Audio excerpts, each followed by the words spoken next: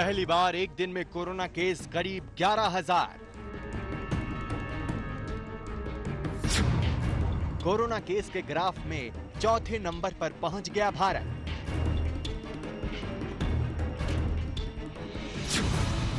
महज 10 दिन में कोरोना के करीब 1 लाख केस। देश दौड़ रहा है और उसके साथ साथ कोरोना का मीटर भी रफ्तार में है। हर दिन आते आंकड़े ये बता रहे हैं कि आने वाले दिन में हालात मुश्किल हो सकते हैं। स्वास्थ्य मंत्रालय के ताजा आंकड़ों के मुताबिक देश में कोरोना के केस करीब 3 लाख पहुंच गए हैं। पहली बार एक दिन में करीब 11,000 केस सामने आए हैं। मौत के आंकड़े भी डरा रहे हैं। एक दिन में 396 लोगों की कोरोना से मौत हो गई है। बस राहत की बात यह है कि ठीक होने वाले मरीजों और एक्टिव केस के बीच फासला बढ़ता जा रहा है।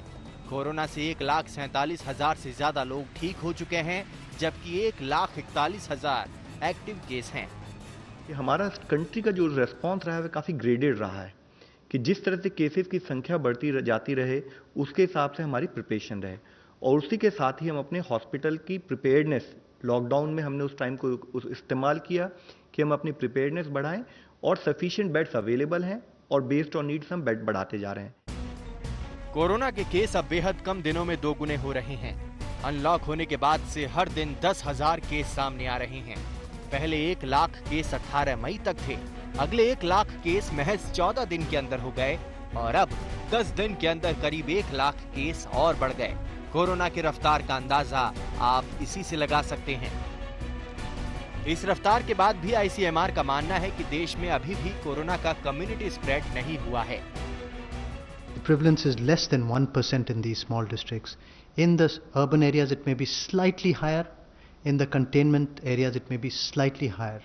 But we are definitely, India is not in community transmission, and I would like to emphasize it is not in community transmission.